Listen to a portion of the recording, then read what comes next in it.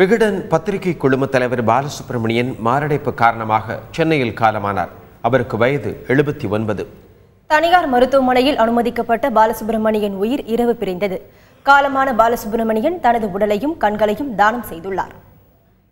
சில பேர் நம்ம வாழ்க்கையில் மறக்கவே முடியாது. அந்த மாதிரி ஒருத்தர் பாலசுப்ரமணியன் சார்.